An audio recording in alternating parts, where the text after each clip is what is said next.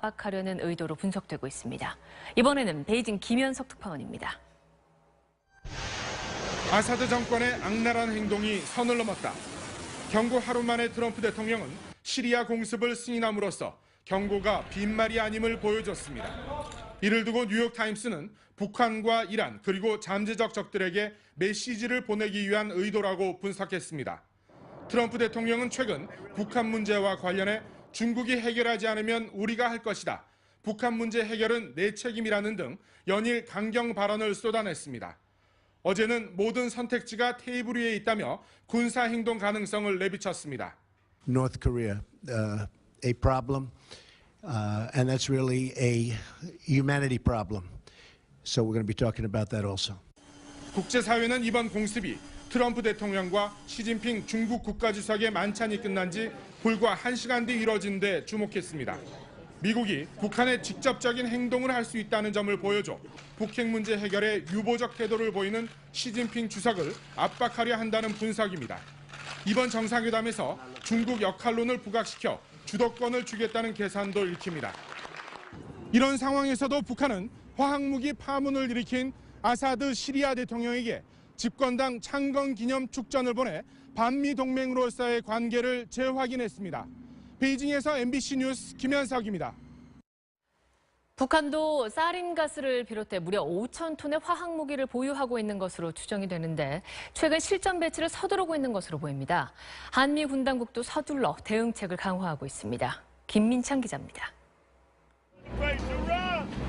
미 해병들이 화학무기 저장소를 급습합니다. 화생방 대원들이 공장 안으로 들어가 제독과 화학무기 조사 작업을 합니다.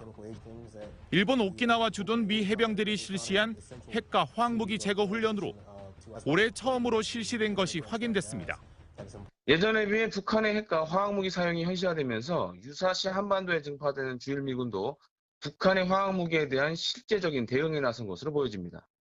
지난달 경기도 파주에서도 한미 합동으로 북한의 사린가스 화학무기 제거 훈련이 진행됐습니다. 김정남 피살로 우려가 깊어지는 북한의 화학무기 공격에 대응하기 위해서입니다. 북한은 13종의 생화학 무기와 살인 VX를 비롯한 신경작용제 등 최대 5천 톤의 화학무기를 보유하고 있는 것으로 추정되는데 최근 연대급까지 생화학 부대를 창설한 것으로 파악됐습니다. 반인륜 범죄로 사용을 금지하고 있는 화학무기를 사용하겠다는 의도로 보입니다. 여러 가지 투발 수단을 통해서 사용할 수도 있을 뿐 아니라 직접 공작원들이 테러 방식으로 우리 군 당국은 북한의 화학무기 대응 능력을 지속적으로 강화한다는 방침입니다. 남북 관계가 두절된 상태에서 북미 관계가 새로운 긴장 국면으로 치닫고 있습니다. 이런 상황에서 제가 가장 궁금해하는 문제는 미중 정상회담에서 북핵 문제와 한반도 문제가 어떻게 논의됐을까 하는 점입니다. 트럼프 대통령은 황교안 대통령 권한대행에게 전화를 걸어서 이런저런 얘기를 했다고 합니다. 그러나 트럼프 대통령은 미중 정상회담이 열리기 바로 직전에는 아베 수상에게 직접 전화를 걸어서 대화를 나눴습니다. 한국과 일본의 국력 차이를 극적으로 드러낸 것이 바로 이 장면입니다. 트럼프 대통령의 이런 전화 외교는 일본을 향해 미중 정상회담에 대해서 일본의 국익에 배치된 논의는 하지 않을 테니 너무 걱정하지 말라는 일본 안심시키기 위한 외교 전화였습니다. 그만큼 일본을 소중하게 생각하고 의식하고 있다는 외교적 제스처였습니다. 그리고 중국을 향해서도 미일 동맹을 갈라놓는 그 어떤 쓸데없는 외교적 이간책을 쓰려 하지 말라는 제스처였습니다. 그러나 한국에게는 미중 정상회담이 끝난 후에 전화를 걸어와서 통보한 수준으로 해석됩니다. 트럼프 대통령은 미중 정상회담을 마친 이후에 일본 아베 수상에게 다시 전화를 걸어서 약 45분간 통화를 했습니다. 이것이 지금 미국이 보고 있는 한국과 일본의 국격의 차이입니다. 국격의 차이. 그리고 한국에는 아직 신임 주한 미 대사의 내정조차 하지 않은 상태입니다. 한일 간의 국력 파워를 모르고 날뛰는 한국의 위정자들에게 한 가지 알아야 할 사실을 전달하겠습니다. 국제정치의 핵심은 힘이라는 사실입니다. 동물의 왕국처럼 국제정치는 힘이 있으면 강한 자가 약한 자를 잡아먹고 힘이 없으면 약한 자가 강한 자에게 잡혀먹히는 세계가 바로 약육강식의 국제정치의 장이라는 사실입니다. 이번 미중 정상회담에서 펼쳐진 충격적인 사건이 하나 있습니다. 그것은 미중 정상회담을 열어놓고 시진핑 주석과의 만찬 자리에서 트럼프 대통령이 시리아의 폭격 사실을 슬쩍 귓등으로 통보해 줬다는 점입니다. 시진핑 주석은 전혀 예상치도 못한 황당한 외교적 돌발 사태로 한 방 얻어맞은 것입니다. 이는 손님을 모셔다 놓고 손님 맞이를 극진하게 해야 할 동양적 관점에서 본다면 도저히 이해할 수 없는 일입니다. 아니, 매우 불쾌하고 무례한 행동으로 비칠 수도 있습니다. 트럼프 대통령의 시리아 폭격으로 미중 정상회담의 만찬장은 거의 전시내각이 되어버렸고 미중 정상회담도 1시간 20분 만에 짧게 끝나버렸습니다. 그리고 모든 미국의 언론 보도는, 아니 세계 언론 보도는 미국의 시리아 폭격장으로 도배가 되어버렸습니다. 미중 정상회담에서 시진핑 주석에게 비춰져야 할 세계 여론과 언론의 보도가 싹 사라져버린 것입니다. 미국이 시진핑 주석을 전 세계 언론으로부터 주목을 받는 그런 인물로 추켜 세우고 싶은 생각이 없었던 것입니다. 시진핑 주석이 무엇하러 미국을 갔는지 말로 표현할 수 없는 홀대를 받은 것으로 분석됩니다. 트럼프 대통령은 시리아 폭격을 암시한 지 하루 만에 바로 행동했습니다. 이런 트럼프 대통령의 외교적 행동은 미국이 중국을 전혀 의식하지 않는다는 일종의 하대 외교인 것입니다. 하대 외교. 아니, 아예 무시해버린 것입니다. 한마디로 말해서 미국은 중국, 당신들 정도는 별 의식하지 않는다는 것을 전 세계에 보여주는 것입니다. 여기서 트럼프 대통령은 자신은 우유부단한 과거 오바마 대통령과는 확실히 다르며 결심만 하면 언제든지 북한도 시리아처럼 선제 공격으로 폭격할 수 있다는 점을 말해주고 싶었던 것입니다. 미중 정상회담 이후에 트럼프 대통령은 황교안 권한대행에게 전화를 걸어서 한미동맹의 중요성을 강조했고 시 주석에게 사드 입장도 전달했다고 전했습니다. 이는 중국을 향해 사드 배치 문제를 놓고서 더 이상 동맹국 한국을 괴롭히지 말라, 미국의 국익을 더 이상 흔들지 말라는 대중국 메시지인 것입니다. 트럼프 대통령은 지난 2일 영국의 파이낸셜 타임즈와의 인터뷰에서 북한 문제를 중국이 해결하지 않으면 미국이 직접 단독으로 해결하겠다라는 입장을 밝혔습니다. 이것이 무슨 의미일까요? 북중 국경선이 밀착되어 있는 상태에서 만약 미국이 북한을 선제 공격해 들어가면 그 화염과 파편이 어디로 튈 것인지 그것은 중국이 더 잘 알 것이라는 점을 암시해 주고 있는 것입니다. 그러니까 트럼프 대통령은 미국이 북한에 대한 선제 공격을 펼치기 전에 중국이 먼저 평화적으로 북핵 문제를 해결하라는 것입니다. 그렇게 하는 것이 바로 미국과 중국 그리고 한반도에도 좋겠다는 점입니다. 그런데 만약 중국이 미국의 요구를 수용하지 못하거나 평화적 방식으로 북핵 문제를 해결하지 못한다면 한반도에 어떤 상황이 발생될지 그것은 시 주석이 잘 생각해 보라는 것입니다. 그 이후에 발생될 상황은 불을 보듯 뻔합니다. 미국의 대북 선제 공격이 감행될 것입니다.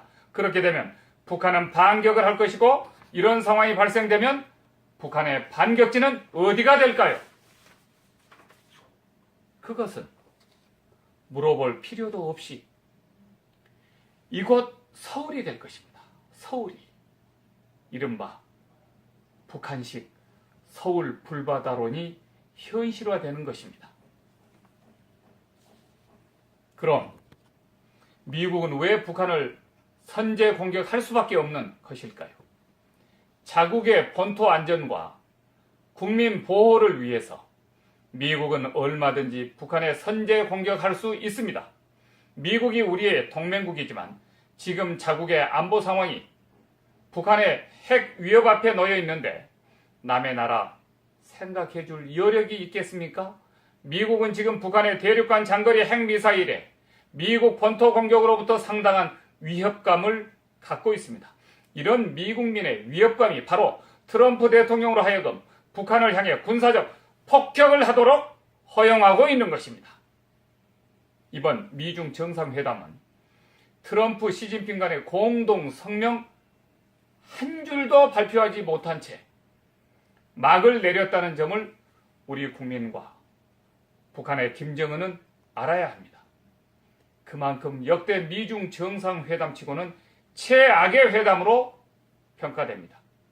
이제 김정은에 대한 참수작전까지 펼쳤던 한미합동 군사훈련도 4월 말에 끝나고 사드 배치도 4월에 완료되며 4월 27일 정도면 스텔스 폭격기가 비행할 수 있는 최상의 기상이 유지된다고 하는 4월 한반도 전쟁설을 낭설로만 봐서는 안 되는 이유가 바로 여기에 있습니다. 현재 미국은 미중 정상회담을 끝낸 지 하루 만에 호주로 향할 예정인 칼 빈슨 핵추진 항모 전단의 경로를 전격적으로 바꿔서 한반도 인근 서태평양 해역으로 이동 배치했습니다. 렉스 틸러스 국무장관은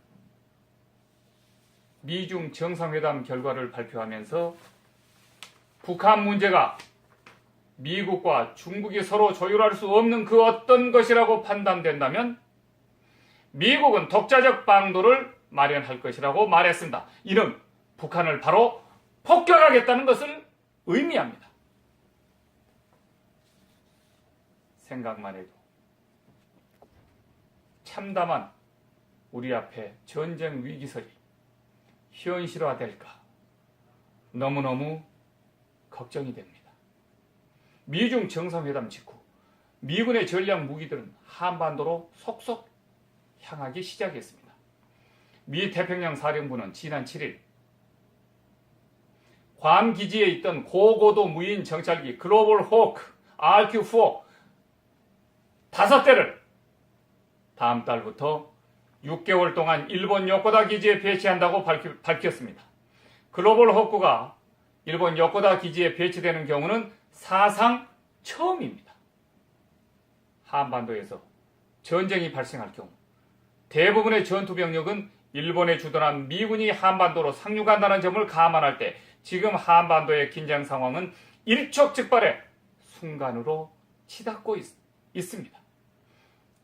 얼마 전에 종군 기자까지 대동해와서 오산 미 공군 비행장에서 한반도의 선제 공격에 대해 약 8분 동안이나 생방송하고 떠났던 미국의 MBC 방송. 미국의 MBC 방송은 백악관 국가안보회의가 트럼프 대통령에게 한반도에 전술 핵무기를 재배치하고 김정은을 제거하는 옵션 등을 제안했다고 보도했습니다. 정말 미국은 김정은의 참수작전을 계획하고 있는 것입니다. MBC는 또 한국과 미국의 특수부대가 북한에 침투해서 북한의 핵시설을 폭발시킬 계획도 세우고 있다고 보도했습니다. MBC는 또 정보기관의 미국의 고위 정보기관의 관계자의 말을 인용해서 중국이 북핵 해결에 나서지 않는다면 북핵 해결에 대한 해결책을 찾는데 미국에 협조하지 않는다면 미국은 오늘 당장 전쟁할 경우를 가정해서 상황을 다루고 있다. 이렇게 보도했습니다. 이런 정황으로 봤을 때 트럼프 행정부의 대한반도 정책은 오바마 행정부의 그것과는 완전히 다르다는 점을 알 수 있습니다. 핵없는 세계를 강조했던 오바마는 그 어떤 경우에도 핵무기를 감축시키는 데만 집중해 왔습니다. 그러나 트럼프 대통령은 한반도에 전술 핵무기 재배치를 적극 고려하고 있고 북한 핵시설에 대한 폭격도 준비하고 있으며 김정은 참수작전을 본격화하는 것으로 봐서 말이 곧 행동으로 옮겨줄 수 있는 냉정한 대통령인 것 같습니다. 지금 대한민국은 무사 태평 상태에 빠져 있지만 한반도는 숨막히는 일촉즉발의 전쟁 상황으로 치닫고 있다는 사실을 알아야 합니다. 이런 현실에서 우리는 어떻게 이 상황을 대응해 나가야 할까요? 어떻게 해서 작금의 전쟁 위기 상황을 극복해낼 수 있을까요? 첫째, 하루속히 한미 정상회담을 즉각 개최해야 합니다. 그래서 미국의 대북 상황인식을 정확히 파악하고 우리의 입장도 전달해야 합니다. 둘째, 한미 간의 공동 대응에 대한 공동 분모를 찾아내야 합니다. 그리고 시시각각 전개되는 모든 상황에 대해서 한미 양국이 서로 긴밀히 협조하고 협의해야 합니다. 특히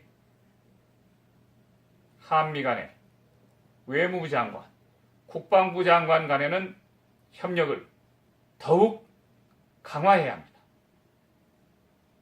셋째, 그런 이후에 한미일 3국 간의 3국 외교장관 회담을 개최해야 합니다. 그래서 3국 간의 공동 대응 방안을 도출해 내야 합니다. 넷째, 그런 다음에 한미일 중 4대국 외교장관 회담을 개최해서 북핵 문제에 대한 입장을 정리한 이후에 북한을 끌어들여 남한과 북한과 미국과 중국과 일본과 러시아 간의 외교장관 회담을 열어야 합니다. 그래서 북한으로 하여금 더 이상 미국 본토를 위협하는 6차 핵실험과 대륙간 탄도미사일 시험을 중단토록 요구해야 하고 북한이 미국을 위협하는 군사적 행동을 멈출 경우 미국 또한 북한에 대한 즉각적인 폭격 계획을 수정, 변경토록 합의해야 합니다. 그러나 북한이 이상의 제안을 거부하고 계속해서 미국의 본토를 위협한다면 한중일러는 북한의 이런 행위에 대해서 어떻게 대응할 것인지도 심각하게 논의해야 합니다. 미국의 대북한 선제 공격을 받아들일 것인지 그렇지 않을 것인지도 협의해야 합니다.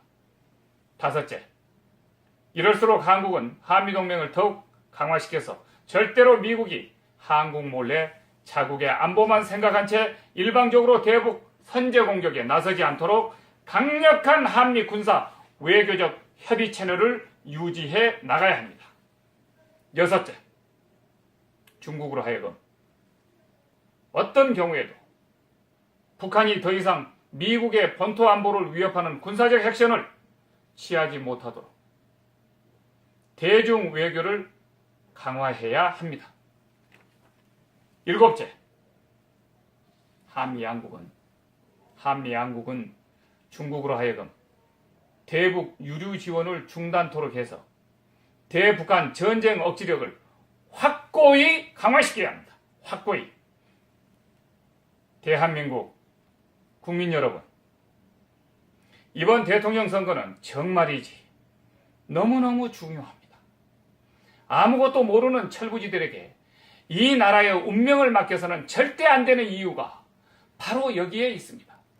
문재인 안철수 후보에게 이런 위급한 안보 문제를 맡겨놓고 발 쭉 펴고 편히 잘 수 있겠습니까? 편히 잘 수 있다고 생각하십니까? 사드 배치를 거부한 후보, 사드 배치를 반대했다가 표를 의식해서 다시 배치 찬성 쪽으로 왔다 갔다 오락가락하는 입장을 바꾼 우유부단하게 그지없는 후보들에게 이 나라 안보를 맡겨줘서 뭐가 되겠습니까? 뭐가? 국가 안보란 국가 주권과 직결되어 있습니다. 사드 배치는 안보 주권의 핵심입니다. 이를 놓고 왔다 갔다 하는 후보들에게 안보 주권을 맡길 수 있겠습니까? 그렇게 하면 조국 대한민국은 순식간에 곤두박질 친다는 사실을 직시해야 합니다. 경청해 주셔서 대단히 감사합니다. 유사시 한반도에 증파되는 주일미군도 북한의 화학무기에 대한 실제적인 대응에 나선 것으로 보여집니다. 지난달 경기도 파주에서도 한미 합동으로 북한의 살인가스 화학무기 제거 훈련이 진행됐습니다. 김정남 피살로 우려가 깊어지는 북한의 화학무기 공격에 대응하기 위해서입니다. 북한은 13종의 생화학 무기와 살인 VX를 비롯한 신경작용제 등 최대 5,000톤의 화학무기를 보유하고 있는 것으로 추정되는데 최근 연대급까지 생화학 부대를 창설한 것으로 파악됐습니다. 반인륜 범죄로 사용을 금지하고 있는 화학무기를 사용하겠다는 의도로 보입니다. 여러 가지 투발 수단을 통해서 사용할 수도 있을 뿐 아니라 직접 공작원들이 테러 방식으로 우리 군 당국은 북한의 화학무기 대응 능력을 지속적으로 강화한다는 방침입니다. 남북 관계가 두절된 상태에서 북미 관계가 새로운 긴장 국면으로 치닫고 있습니다. 이런 상황에서 제가 가장 궁금해하는 문제는 문제 해결에 유보적 태도를 보이는 시진핑 주석을 압박하려 한다는 분석입니다.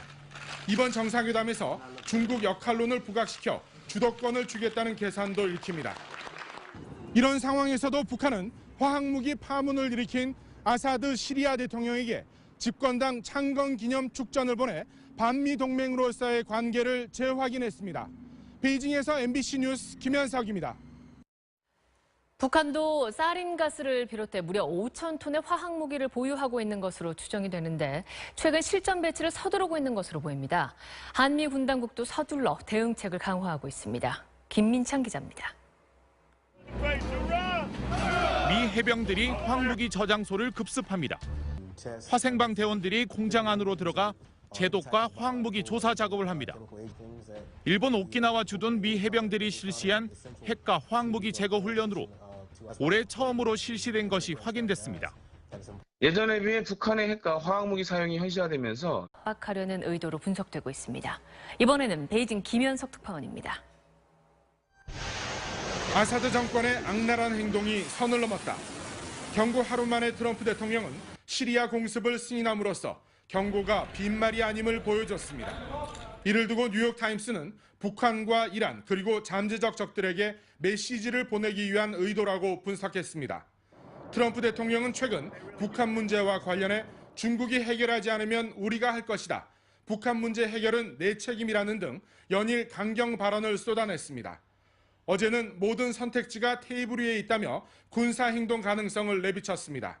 North Korea, a problem, and that's really a humanity problem. So we're going to be talking about that also. 국제사회는 이번 공습이 트럼프 대통령과 시진핑 중국 국가주석의 만찬이 끝난 지 불과 1시간 뒤 이뤄진 데 주목했습니다. 미국이 북한에 직접적인 행동을 할 수 있다는 점을 보여줘 북핵 문제 미중 정상회담에서 북핵 문제와 한반도 문제가 어떻게 논의됐을까 하는 점입니다. 트럼프 대통령은 황교안 대통령 권한대행에게 전화를 걸어서 이런저런 얘기를 했다고 합니다. 그러나 트럼프 대통령은 미중 정상회담이 열리기 바로 직전에는 아베 수상에게 직접 전화를 걸어서 대화를 나눴습니다. 한국과 일본의 국력 차이를 극적으로 드러낸 것이 바로 이 장면입니다. 트럼프 대통령의 이런 전화 외교는 일본을 향해 미중 정상회담에 대해서 일본의 국익에 배치된 논의는 하지 않을 테니 너무 걱정하지 말라는 일본 안심시키기 위한 외교 전화였습니다. 그만큼 일본을 소중하게 생각하고 의식하고 있다는 외교적 제스처였습니다. 그리고 중국을 향해서도 미일 동맹을 갈라놓는 그 어떤 쓸데없는 외교적 이간책을 쓰려 하지 말라는 제스처였습니다. 그러나 한국에게는 미중 정상회담이 끝난 후에 전화를 걸어와서 통보한 수준으로 해석됩니다.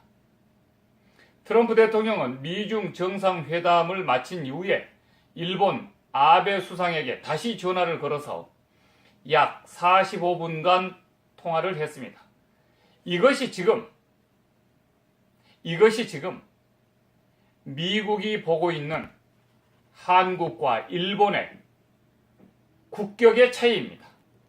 국격의 차이. 그리고 한국에는 아직 신임 주한 미 대사의 내정조차 하지 않은 상태입니다. 한일 간의 국력 파워를 모르고 날뛰는 한국의 위정자들에게 한 가지 알아야 할 사실을 전달하겠습니다. 국제정치의 핵심은 힘이라는 사실입니다.